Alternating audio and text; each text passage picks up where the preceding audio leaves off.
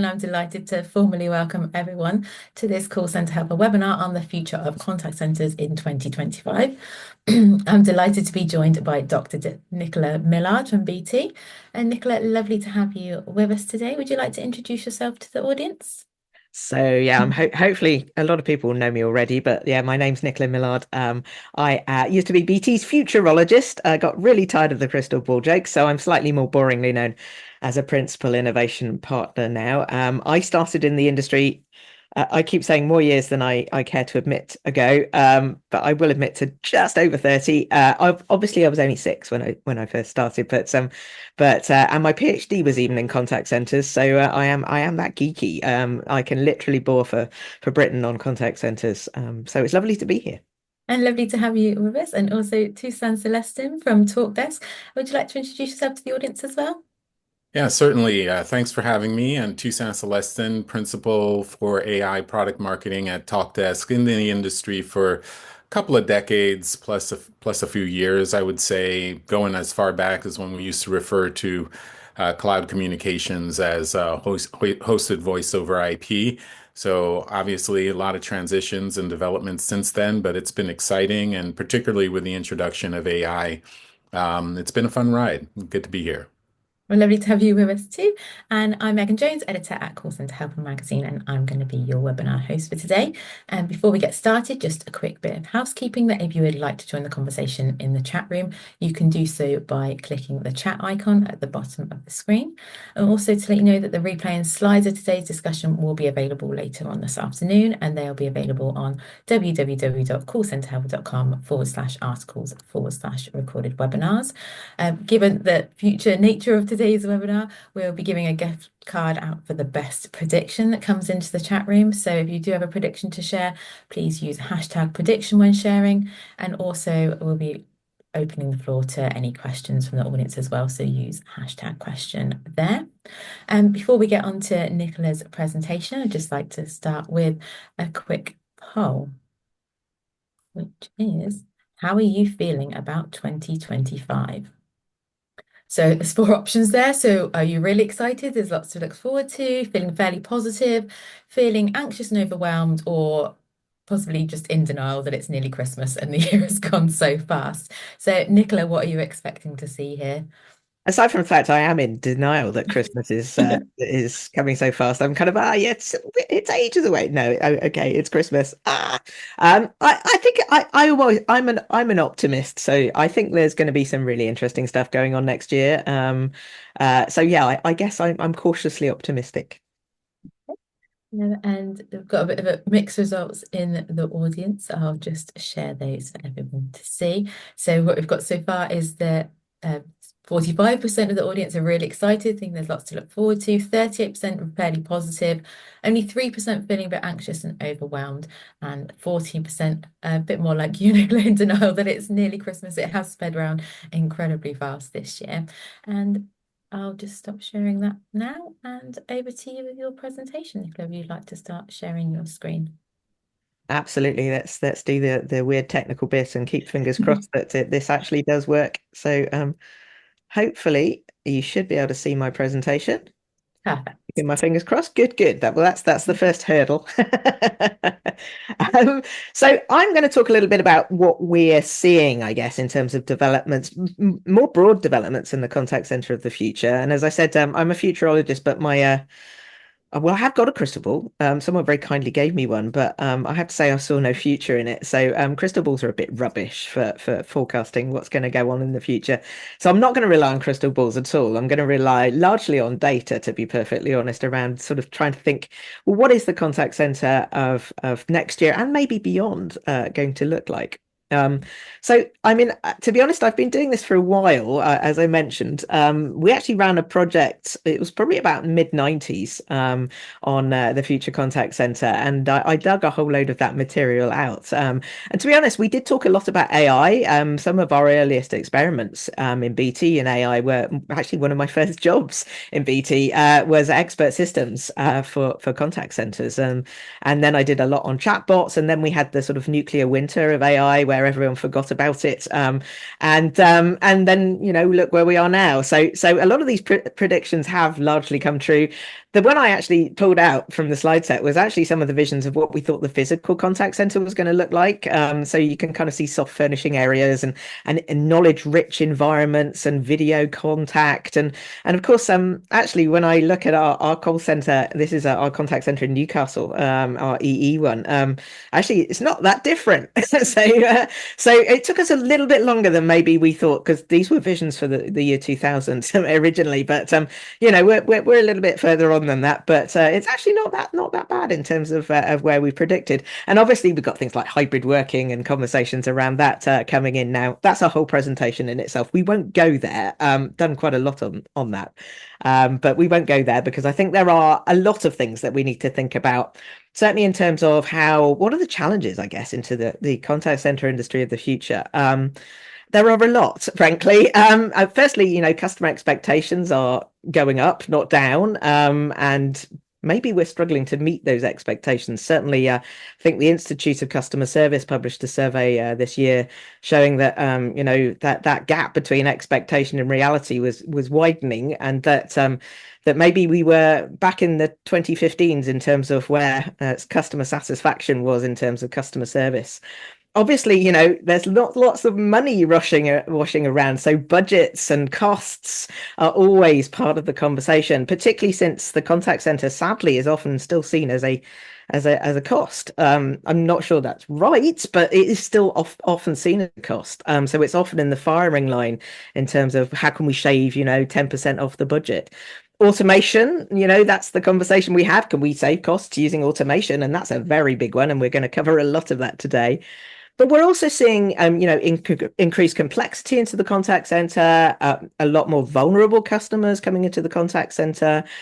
So we have to deal with that as well. Plus, we've got the channel challenge, tons more channels. How do we actually cover everything? And then, of course, with the shadow of AI sort of looming, we are seeing, with the complexity as well, advisor skills are changing. And then to add to that complication, we've still got a fair amount of attrition in the industry. I think Contact Babel was estimating in the UK, I think it was about 22% at the moment.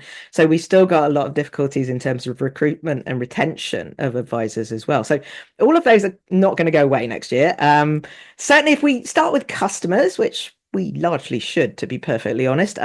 This is our autonomous customer research, which some of you may have seen before. I have presented it on this esteemed webinar platform before, but we're starting to see that this was data from actually nearly 2 years ago now. But what we're seeing is a very, very distinct pattern around customers saying, customer service should be excellent. That's a hygiene factor now. It's not a wow factor. So they expect a really high level. They want it to be easy. They want it to be ubiquitous. And they find it exhausting if it's not. Plus, we're getting a little bit of backlash around some of the digital channels maybe not delivering as well. So expectations of digital channels are often we think they're going to be easy. And when they're not, well, interesting things happen. And actually, those interesting things largely are around that omni-channel perspective. And again, this is autonomous customer data. We've done the autonomous customer research in BT since, actually it's 2010, I think was the first time we did it in this form. So this is actually UK data on a very critical question. We typically do the survey every 2 years. And this question was really around how do you contact organizations, which is something we're all struggling with, I guess, in terms of, there's tons more channels that we could add. What are actually the critical ones? Because the trouble with adding every channel in the universe is that the cost that you have is then spread even more thinly across the many, many channels. And obviously digital channels look really promising because if you look at the cost, it's less than, 50p. Some of those channels cost a micro amount of money in terms of if you can keep the customer in that channel. But often the customer shifts around and often shifts around to more expensive channels. And it's quite interesting when we look at, say, the evolution of the phone, for example, over those years. The phone looked as if it was going down and out, and then it went back up, and it's kind of stayed up. And certainly working with a lot of customers in many industries at the moment, particularly things like financial services, we're seeing more, more-ish calls, but certainly much more complex calls, longer calls. So average contact handle times are typically going up, particularly on those human channels, which are the costly channels. We're talking £5, £6 a contact on these. So I mean, I love this graph. I could go on just for hours on this graph, but the thing is, it's very tempting to try and shift people to cheaper channels. But if those channels fail, effectively, it's often the phone that picks things up, and the phone is a uniquely human channel that's actually quite good at the emotive and complex stuff, and it doesn't look as if it's going away. And I think that's one clue. That's a critical channel. Some of the others, you might not want to do every channel in the universe because it increases the complexity of dealing with it and it increases your cost base. So I would say, in terms of strategy, just try and think of the channels that your customers want, but you find easy as well, and cost effective, and go with those rather than adding many, many, many more channels. So omni-channel's not going away. But that's largely talking about inbound contact. I think we're seeing, and we have seen over the years, an increased push for proactive contact. So trying to push that demand outwards by actually anticipating customers' needs and sending them messages, hopefully about things that they want to know before they have to actually contact you. And again, this is where we're starting to see a lot of machine learning and AI in, because you need to figure out, well, what does the customer actually want to know? What's the right channel? And what's the right time to send the message? And that's really requiring a little bit more of an understanding of the customer and their needs and the trigger points. And obviously, there's a lot of data washing around out there on everything from, is there an unexpected outage? Is there a weather event? Have you got an appointment? All of those things could trigger an outbound message. But this could quickly become annoying if it's irrelevant to the customer. I always use the human analogy of, if you're walking down the street and someone's continuously tapping you on the shoulder going, "Did you know?" You're going to turn around and punch them after about the 12th time. So the equivalent of the punch, certainly in the digital space, is GDPR. Yeah, I can just say, you're getting annoying. You're not having my data anymore. And the one thing we do know, particularly for things like algorithms, models, and machine learning, is they don't work by magic. They work by data, and it's often our data that it's using. And obviously, you could start to get predictive with that data as well, but that can get creepy. I always say there's a very fine line between a butler and a stalker if you're going to go predictive. So again, if people are finding that creepy or intrusive, they're just going to go, "You're not having my data anymore," and we start at square one. So I think that's an interesting one that we're also seeing. How can we start to push that demand out by understanding the customers and those customer triggers more? I mean, AI is very pivotal to the conversation, and we're going to talk a lot more about that. Certainly, Toussaint is going to talk a lot more about that in a minute as well. I think there are obvious things that we're seeing at the moment coming in, and often those are very tedious things. Certainly on the customer side, things like ID and V. That's always something that takes up a lot of agent time. So can we automate that out? I think the other thing about the contact center, especially, I've always regarded as kind of it's like the central information repository of everything that customers think about in terms of your brand and your products and your services. And the wonderful thing about AI is it can take all 100% of that data and start to analyze it. The challenge then is, what do you do with that data in the back end? How do you improve products and services? That's an organization and strategic challenge more than an AI challenge. So we're seeing a lot of AI coming into the mix. Obviously, we have a lot of conversations at the moment around, I call it chatbots versus cobots, but I think we're also going to be using the term co-pilots, not the Microsoft version, but simply something that sits alongside the advisor. Now, it's interesting because largely in the chatbot space, what we're seeing is that bots are taking on the role that an agent would take on. In other words, processing lots and lots of calls really, really fast. And typically they're taking the simple stuff out. And of course, a lot of the costs in the contact center are your human beings. So that's a very attractive area to make cuts. However, it doesn't mean we cut all the humans out, because actually what we're finding is that the humans are left with the complex stuff, the emotive stuff, the stuff where humans genuinely add value. So I think really it's, where do we use the AI most effectively is the big question. Now, I'm going to go into a little bit of theory. Bear with me. This was a fascinating theory that an AI expert, a Greek AI academic called George Zakadakis proposed, that when you're looking at AI, you need to look at automating things out that are low value, but keeping the high value stuff in, because we could automate absolutely everything and close down our contact centers. That might not mean that we should do that. And George Zakadakis uses the example of a pilot versus the cabin crew and an airline. So a pilot needs to be able to fly a plane, but actually, at the moment, planes largely fly themselves. They're mostly on autopilot. The value that the pilot adds is largely, well, if everything goes horribly pear-shaped, they can take control and hopefully save everyone's life. So you want them to be able to fly a plane. So the investment is around, how do we get that plane to fly? How do we get that plane to fly?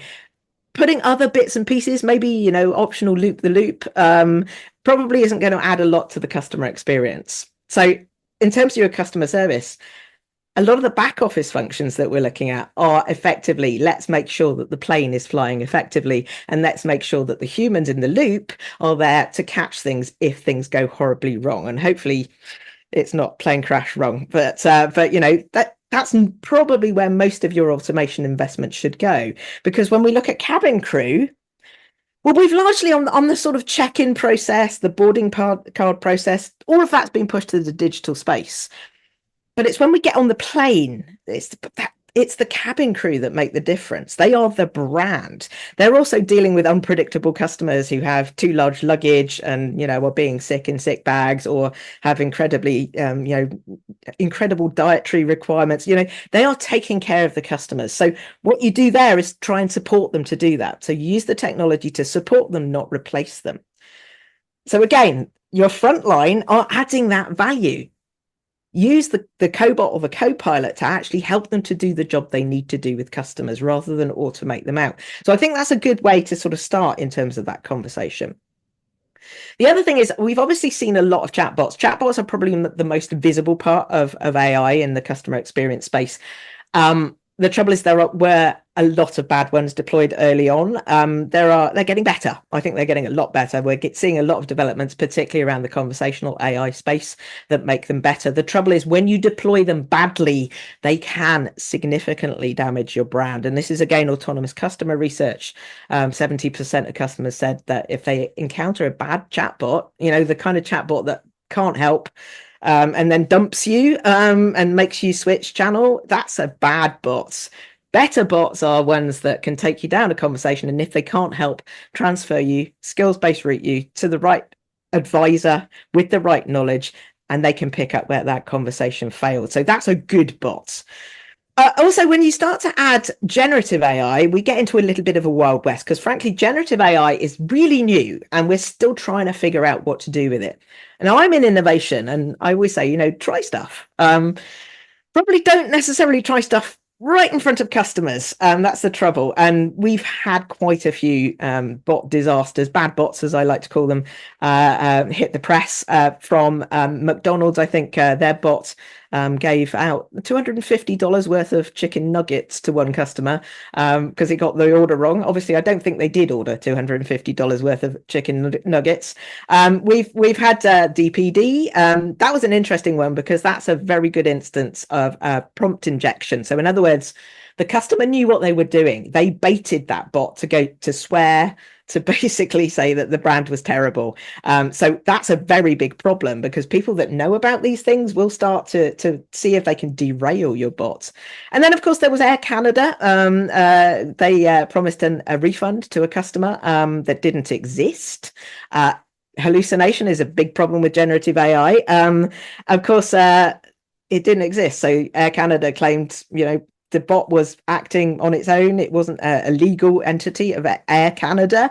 Of course, the customer then went, let's see you in court. And of course, the judge laughed, basically, when the case was presented, because I think we're going to see a few of those, to be perfectly honest. Actually, the National Eating Disorders Association in the US was on the brink of closing their contact center down when their bot started to offer dieting tips to people with eating disorders. So again, these things can be derailed. We are in very early stages on a lot of generative AI, so we need to make sure that guardrails are in place. And I think I've worked on a few of these now. The first thing to say is none of this AI works again by magic. You've got to have good quality data. It literally is garbage in, garbage out on this. It's got to be deployed in the right part of the customer journey. If you want predictable output, don't use generative AI. The whole point of generative AI is it's quite innovative. But is it? It'll hallucinate. So put guardrails in. Make sure you test,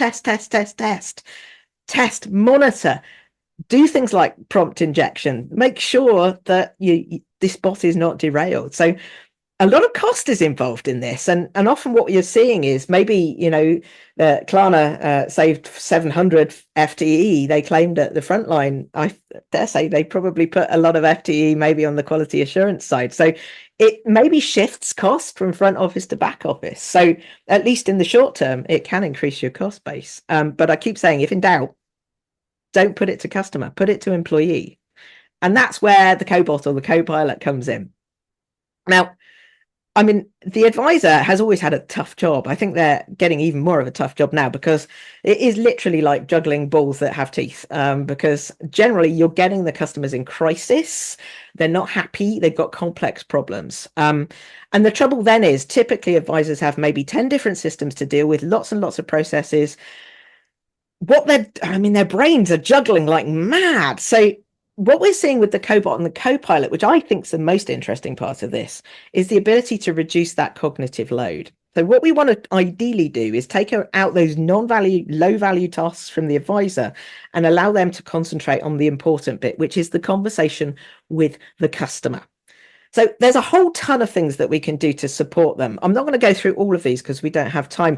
What I will pick out is one that actually was an award winner at the European Contact Center and Customer Service Awards in the AI category, which was around RAP. I think that was a really interesting one because it demonstrated different facets of AI. So they were using auto annotation to listen to the call, transcribe the call, and then rather than the advisor having to at the end of the call go, what was that call all about? And them either writing an essay or in some cases it's one sentence.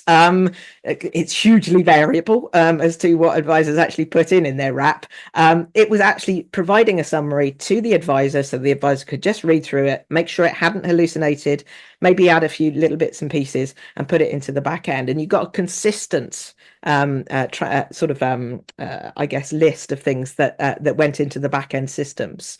So that was a really good example, and I think that's why it won that category of really moving that cognitive load so the advisor could absolutely concentrate on the customer problem rather than thinking about wrap notes. And of course it takes time in wrap as well, so it took out the wrap time as well. So that's a great example. There have been a few academic studies out there as well. There's one at Stanford was done specifically on contact centers, showing that actually it could increase advisor productivity by about 14%. Certainly that's reduction in handle time and also right first time. The big significant factor was rising the productive time to productivity for new advisors. Certainly it can help their stress levels a little bit. They've got just a little thing that's hand holding them, helping them navigate things, making sure that they're saying the right thing. So for new advisors, it's absolutely brilliant. The interesting thing was for experienced advisors, it didn't really help. And sometimes it actually hindered. They became less productive using some of these tools. So again, I think they do work. We need to understand how they can work better for the advisor by reducing that cognitive load. But if they are experts, we again need to think about how do these tools actually help the experts as well. So as I said, I'm cautiously optimistic. I think the contact center has a huge role to play in the organization. I know Toussaint's going to talk a little bit about Agentic AI. That's going to be an interesting one that I've been talking about for a while because Agentic AI is effectively AI becoming me. It learns so much about me, it can effectively represent me. And I've always talked about, years ago when we were doing that original Future Contact Center research, the concept of potentially my AI as a customer might be talking to your AI as an organization and negotiating all sorts of things without any human contact whatsoever. But we probably do at the moment still need a human in the loop. But I do think it is such a central repository of data and information that we can use the contact center data using AI to analyze that and improve enormously. So it becomes a valuable asset rather than that cost center that it's often regarded to be. And I hope also, although it's a very stressful job, it's actually a job where it genuinely adds value to customers. So I'm hoping actually it will also be a great place to work as long as, I mean, I know Megan mentioned earlier, as long as we make sure we take care of those people because they are doing a really tough job. So making sure that they have communities of coping and well-being very much built into it, into the contact center. I think that's absolutely vital as well. So I'm cautiously optimistic around what we're going to see in the next year and beyond. So yeah, that's me. Well, thank you so much, Nicola, for sharing that with everyone. I'm sure I'm not the only one who really liked the airline example. I think that was such a great way to demonstrate, where AI can be used well and where maybe it has less value and the humans are still going to prevail and be very much needed in the customer journey. So thank you again for that. So now on to predictions and questions from the audience. We've had a question in from Mark who said, for 40 years, we have heard each year that due to X new technology, call volume is going to drop. And each year, call volume continues to rise. Can you comment on why each technology has failed to decrease the volume? Nicola, do you want to have first go at this one? I think there's two things probably happening here. So the first thing I talked earlier about the digital channels haven't necessarily, come up to scratch, met customers' needs and demands. And what we do tend to find is if a channel fails, and often customers do try the digital channels first, it is at that point we go, oh God, we're going to have to bring them. So that's the first thing around one channel fails. Often the fallback situation is the phone, because people have used it for so many years and they kind of trust it and they think that, they're going to get the answer they need. The second reason I think is simply because we are in an era where there are a lot of vulnerable customers. And vulnerable customers, we call them customers in crisis, often do need the human touch. And particularly the phone, again, it's an interesting one, the phone, because I think when we pick a phone up, we expect to talk to a human and often we don't. So I think there's a really interesting thing around the phone being a very unique sort of human channel, that increase in sort of vulnerability and crisis, but also combined with that, some of the digital channels not actually coming up to scratch. So largely to do with the fact that the phone is still seen as a backup plan. That's everyone's default when whatever they're trying doesn't go well in the first instance. Yeah. Well, great question, Mark, and thank you for such a detailed answer there, Nicola. I've had a prediction in from Alex who said outsourced contact centers will become more commonplace than in-house service agents using AI to help enable conversations with a wider variety of companies' calls. Sam, what do you think of this one? Yeah, I think that's a great observation, and I think as with any kind of broad swath generalization, the real insight will be it depends. It depends on the industry. We'll see more outsourcing in some industries, just for sake of argument. That could be in hospitality or travel, maybe even e-commerce. But that depends again. You can slice that into subcategories. E-commerce for apparel versus technical products.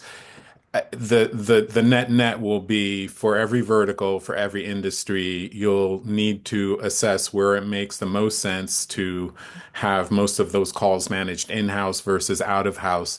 And I think maybe the best barometer to measure that would be the level of complexity of the sales. So Nicola touched on that. Commoditized products or services, for sure. Go ahead and outsource that. But the more complex, the more you're going to want to have somebody, not only a human answer the call, but someone who can really dive deep and really understands what your brand is offering. So again, the net is it depends. So it's really going to come down to the unique makeup of the customers and the contact centers brand. Great prediction, Alex. So I've got an opinion from Michael who said too many have the attitude that it's technology for technology's sake, and that really gives it a bad name and taste for so many people. In the call center, for me, it's not about replacing the agent, but it's about making the technology work to help them do their jobs more effectively. I think, Nicola, this comes back to what you were saying earlier about the cobot, co-pilot. Yeah, I mean, exactly. I mean, bang on, 100%. Yeah, as I said, AI is the agent now. The Yeah. human is the advisor. And it's actually quite difficult to for AI to achieve human level uh, empathy, even. But certainly things like complex problems, novel problems, unless it's got data, it can't do anything. And to be honest, neither can humans, but we're a little bit more versatile in terms of sort of rallying around and trying to solve very complex problems. So yeah, I agree 100%. And I think a lot of what's been talked about so far as well is, the mistakes that have been made with AI and technology so far. So hopefully those lessons have been learned, and moving forward, we'll see less of technology for technology's sake and smarter deployments of where it's going to have the most impact. So great opinion there, Michael. And then we've got a question in from Mark who said, by your own data, 40% of the customers have failed with digital. So you're going to run them back right back into the same AI bots in the customer service area, as most companies use the same bot on the voice side as they did digital. It's a bit of a tricky one to pick, but Toussaint, do you have anything to add on this one? Yeah, so it is a very interesting observation, and as you'll hear me say in my presentation, I think this is one of those gradually and suddenly moments where AI has been a part of the conversation, but I think post-pandemic, everyone's gotten to a stage where the expectation is if I can use my voice to Mhm. order stuff in my home. If I can use my voice and generative AI to go ahead and send a text message by just speaking out loud, if my healthcare company can go ahead and let me know that my prescriptions are ready to be refilled, and I can click a link to just have it done instantaneously, the genie's out of the box. The train has left the station. AI isn't going anywhere. It is just going to continue. So I think that the attendee is correct. We got to get smarter about how it's being used, and there are some guardrails and issues that need to be managed, and attention needs to be paid to them. But I do think that whether it's a voice bot or a virtual agent, we're going to see the use of AI continue and get better. And I think Nicola touched on that really well. We can't just set it and forget it. You got to pay attention to it, get the data, analyze, test, and then improve. And the vendor who does that and is consistent at doing that will maintain loyalty and will boost their bottom line. I think the main thing there is that it's going to get better, and I think that's a really positive message to take forward into 2025.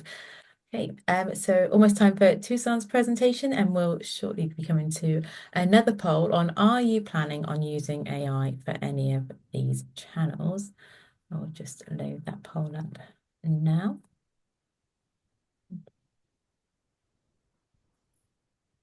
Everyone should now be able to see that on their screen. So the second poll of today is, are you planning on using AI for any of these channels? And that's voice, email, social, chat, SMS messaging, or video. Toussaint, what are you expecting to see here?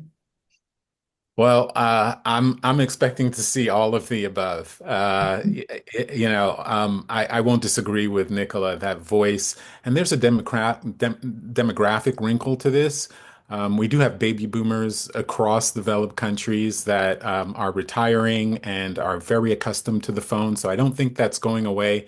But I've read studies where even your Gen Z and your millennials, when it comes to the time for service, they're also preferring the phone. So, although I think it's going to be all of the above, I don't see voice going away. Okay, well, let's see what the audience have had to say. Just share those results so everyone should now be able to see. So are you planning on using AI for any of these channels? So voice, 61%, email, 47%, social, 13%, chat, 87%, lends itself there to the chatbot side of things, SMS messaging, 32%, and video at 8%. And that leads us nicely into your presentation, Tucson. If you would just like to share your screen. Yeah, let me go ahead and get this into presentation mode and let me know if you're seeing it all right. Are we good on your end, Megan? No, I can't see it yet. I'll stop sharing my side if you want to have another go. Oh, there we go. Oh, Oh, wait, no, all it's just right. in. Hang on. There we go. All looks good my side. All right. Okay. Let me hide those controls and let me thank you again, Megan, for having me. Toussaint Celestin, principal here at TalkDesk for AI product and industry marketing. And I'm actually a bit more bullish about the future of contact centers. And Sorry, we've lost your slide deck again. It's back. all right, What happened there?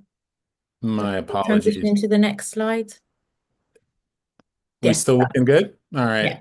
All I think good. Nicola touched on it really well, so I won't belabor the issue. I think in many respects, the demands, I think we can summarize what the expectations are for the contact center with the catchphrase, do more with less, or do more with the same amount of resources that you have. And so we know that customers are more sophisticated, whether they're using a digital or a voice channel or SMS or email. They know a quality experience when they experience it, and so they also know they can vote with their feet.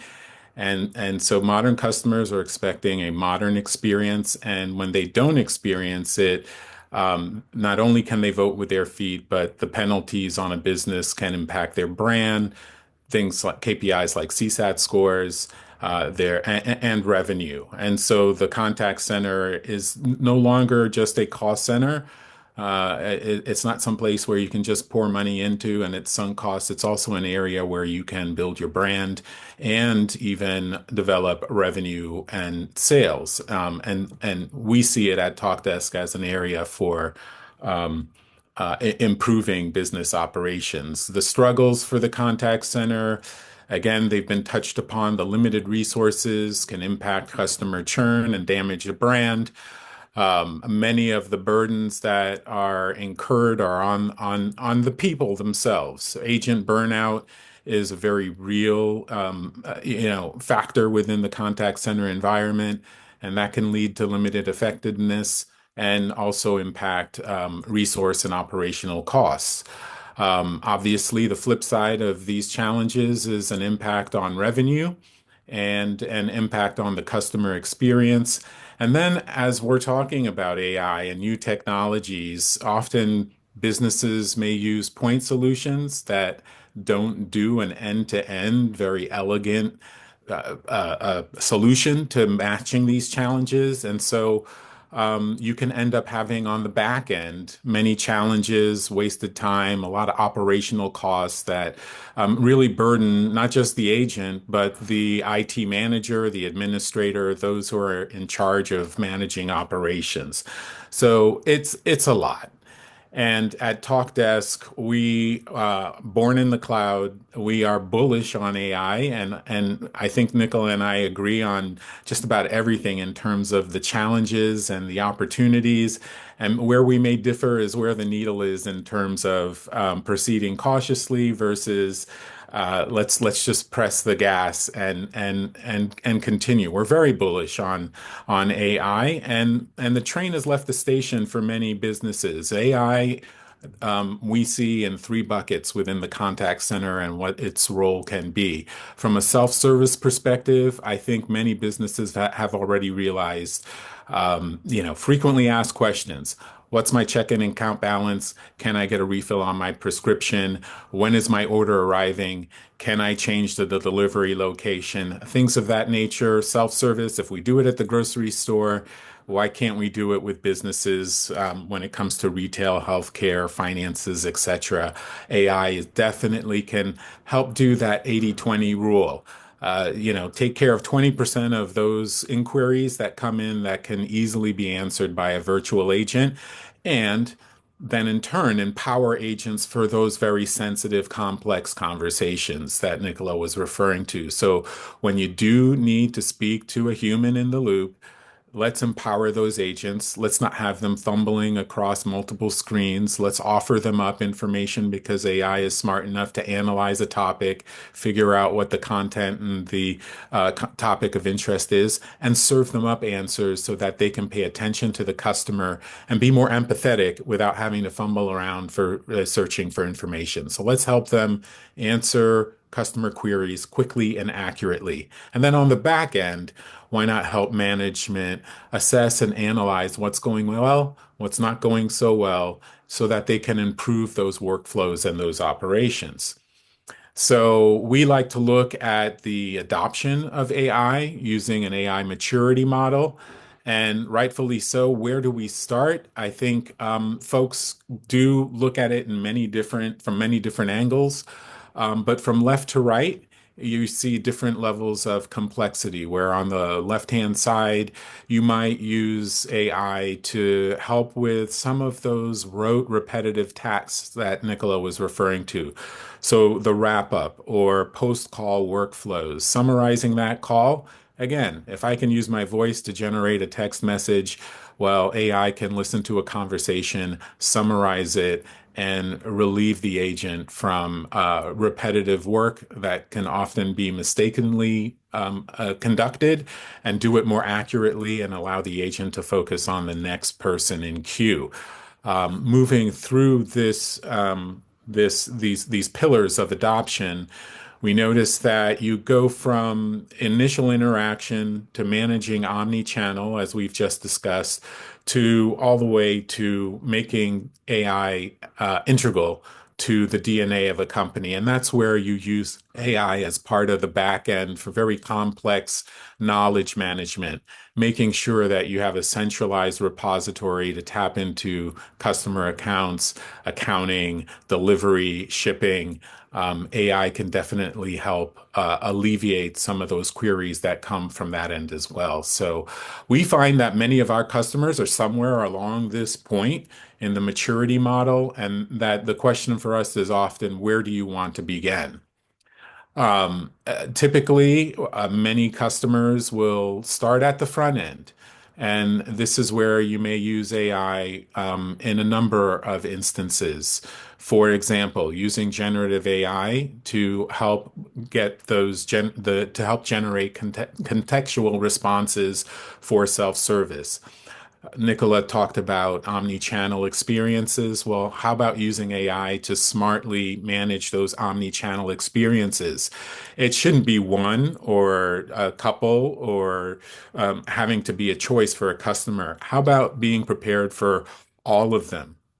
A customer may start with a digital query and then decide that they want to pick up the call, and AI should be smart enough to help that transition happen seamlessly without losing the information from the beginning of the interaction.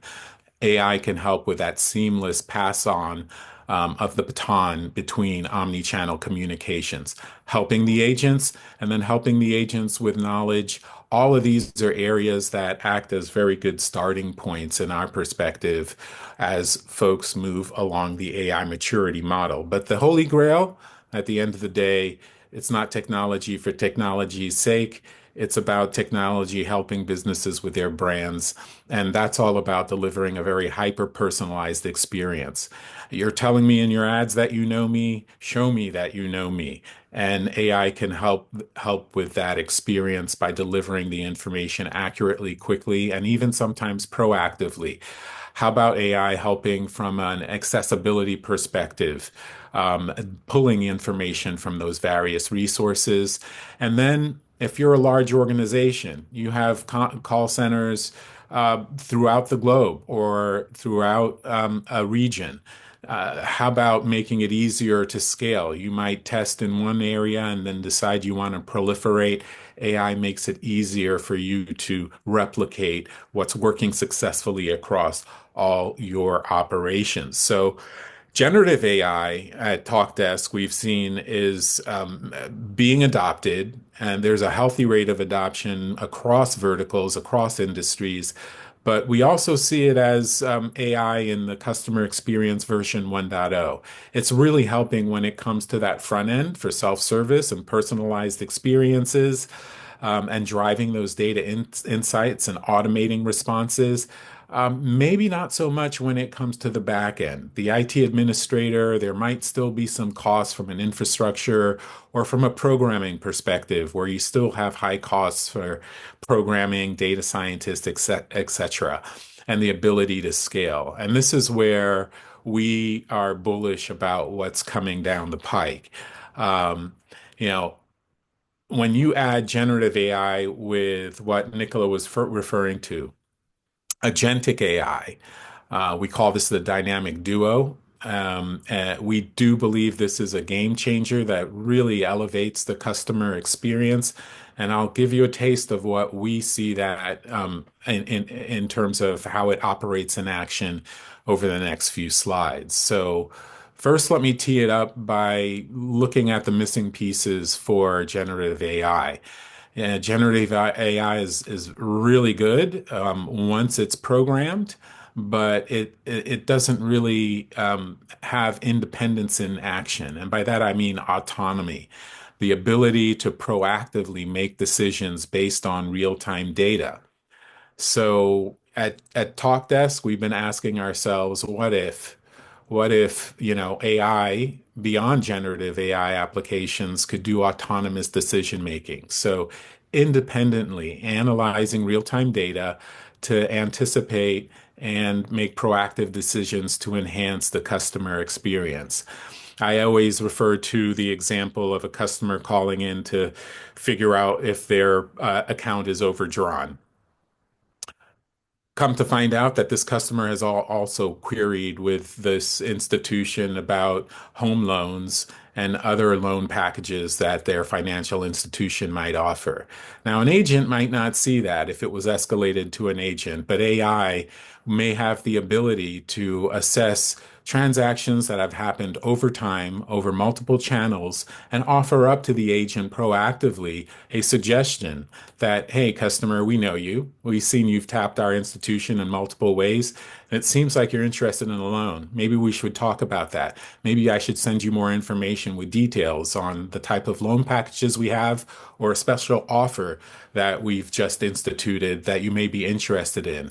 That's not something an agent might think of to answer a question directly, but AI can help give more context, a 360-degree view to that interaction and really hyper personalize the customer experience, but also be proactive in terms of the information that's offered.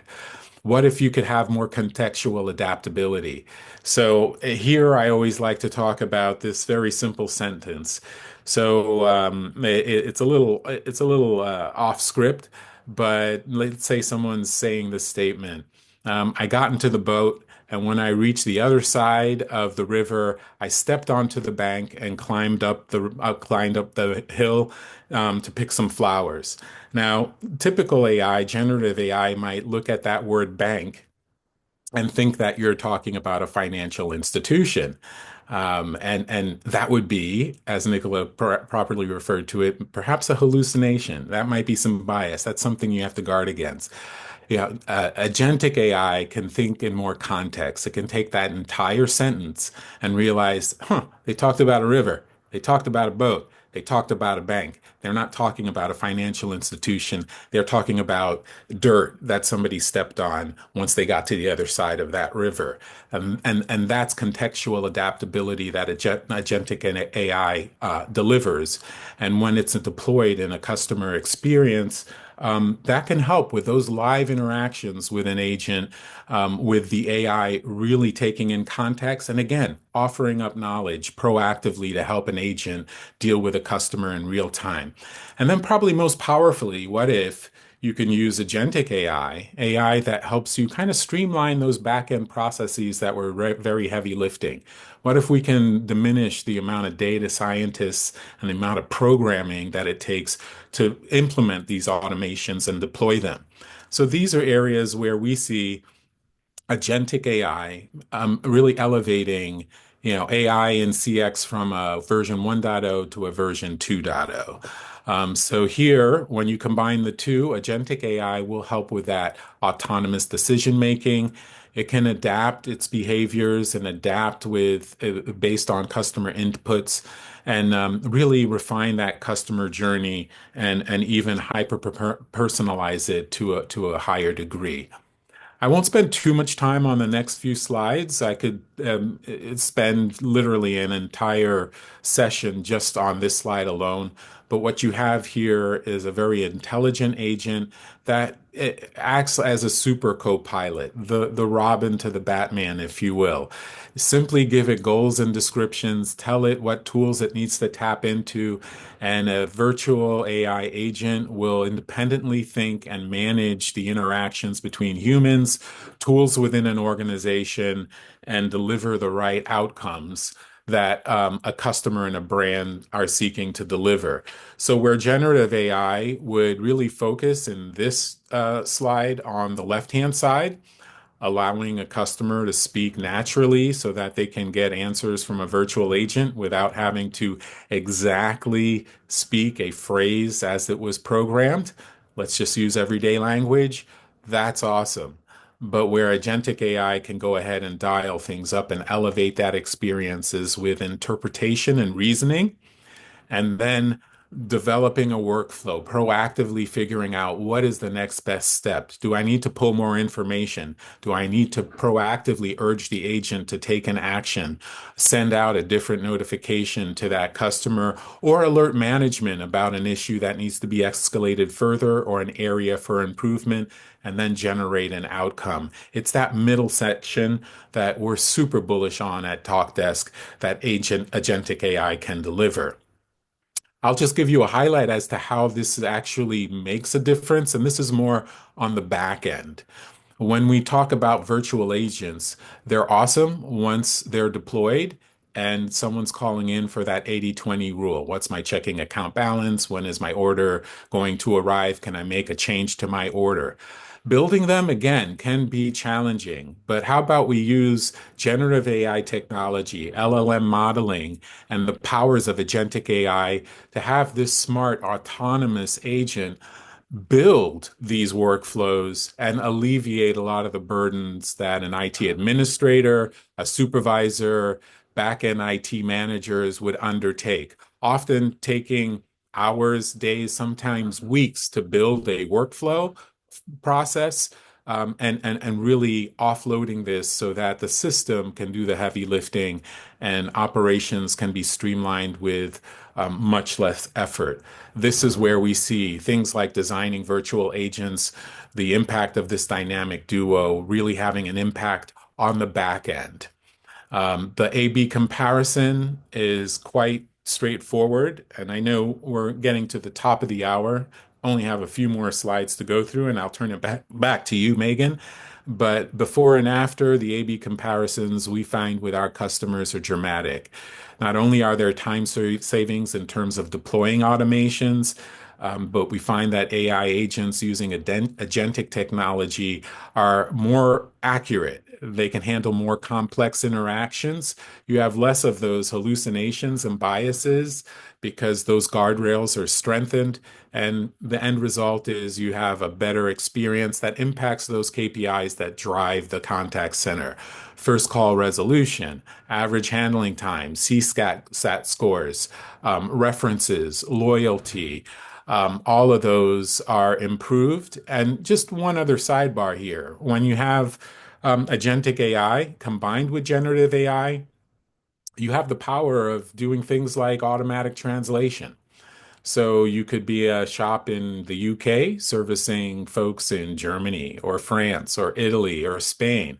And agentic AI combined with generative AI could allow omni-channel communications where a native English speaker has the ability to satisfy queries from a native French speaker or Spanish speaker, thereby delivering hyper-personalized, very convenient communications and interactions while still keeping that FTE low because you don't have to have different operating centers in all those regions and still delivering that hyper-personalized experience. At the end of the day, it's about an end-to-end experience and making sure that customers have a delightful interaction, whether it's self-service or with an agent, and for the back end for management when it comes to deploying the interactions. So out of respect for the time, and I know you have a few follow-up questions, and you have a prize to give away.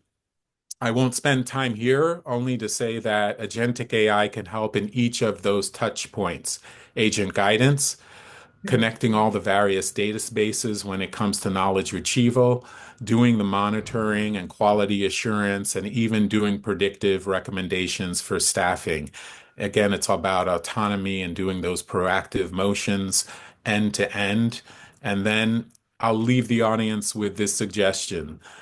We believe the train has left the station. It is far away from the station. And if you're not doing it, your competitors are doing it, and you don't want to leave money on the table. It behooves you to at least ask yourself, where are you on the AI maturity model, and where do you want to get to in 2025? And with that, let me turn it back to you, Megan, so we can wrap this up. Well, thank you so much. I speak on behalf of the audience, so thank you for going into such detail about agentic AI. I know that's a relatively new term for a lot of people who will be joining us today, so it's really interesting to hear that explained in more detail. Before we move on, there's just a quick poll then on would you like to see a demonstration of the Talk Desk solution? And Susan, what can people expect to see from that demo? So our demos are very interactive, and it depends on the type of demo that they query for. But it would be a deep dive into each aspect of that customer journey. So how do virtual agents work? How do we manage the omni-channel interactions and automate that interaction? How are knowledge management tools used to co-pilot services for an agent? And then how is AI used to help with analysis and detection for operational improvements? They would get the end-to-end gamut of AI's influx within that customer journey. Fantastic. That all sounds very exciting. And we've just got a few minutes left to go through a few last predictions from the audience. So we've got a question in from Mark who said, do you think that technology like AI will not help a call center unless their basics are already done correctly? For example, average handling time, scheduling, forecasting, training, etc. Nicola, I think this comes back to your point earlier on making sure all your data and everything's in place first. Yeah, I mean, going back to last year's European Contact Center and Customer Service Awards, the one that won the AI category on that one had done a massive data project, and basically had changed the entire structure of their data in the back end. And then once they'd done that, which was a massive achievement, they'd started to layer on AI. So, as I said before, it doesn't happen by magic. You do definitely need data behind it, and it needs to be good data, consistent data. And often, if you've got a lot of legacy systems, I mean, it can be all over the place. Enterprise data is often quite messy, and AI is not going to help that. In fact, it may do the reverse, because you'll end up with something that basically either hallucinates, or just can't cope. Well, great question, Mark. And I love that, Nicola, that it's not going to happen by magic. There are things that still need to happen behind the scenes to make Sadly, sure it yes. works Yeah, properly. if I could add, Yeah. Megan, I think that is if folks are thinking about it, a great starting point is to take a look at your data. How many different data sources do you have? How is it being ingested? And then go from there to figure out where can you make your first improvements. But data, that's a great question. I think it all starts with making sure you have good data, and as Niccolo says, garbage in, garbage out, and make sure you've got that right. Yeah. Fantastic. Great question again, Mark. And then moving on, we've had a prediction in from Rob who said flexibility will be a key feature of the future of the contact center. Another one in from Jeff who said AI will evolve to the point where it can simulate human-like empathy, allowing virtual agents to handle emotional customer interactions. What do you make of this one, Nicola? Do you think we're going to get to that point, or are we still always going to have humans handling the more emotive queries? I think the word is simulate here, so it can't have empathy. It's a machine.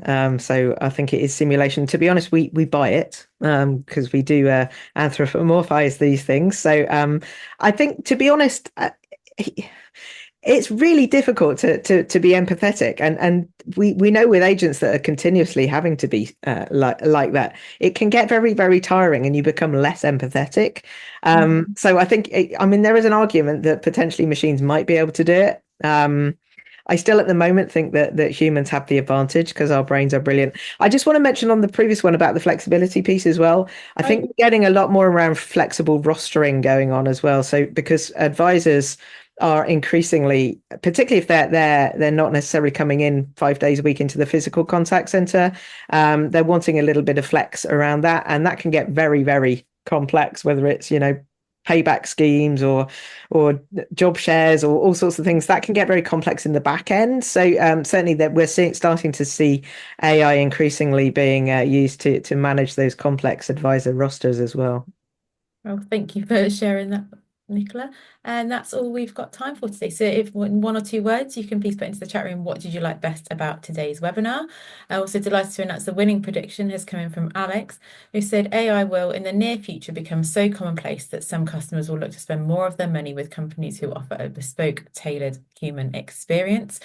So well done to you, Alex. And if I can just remind you to please complete the survey on the way out, because it's only 3 questions long and really helps our webinars to be the best that they can be. The replay and slides will be available later on this afternoon on www.callcenterhelp.com/articles/recorded webinars. And we'll be back with our webinar program in 2025 on the 16th of January on reimagining CX in 2025 and beyond. And all that's left to do is say a massive thank you to our speakers. Thank you, Nicola. Thank you. Thank you, Thank you, Tushar. Megan. Thanks for having me. And thank you so much to the audience for being with us today.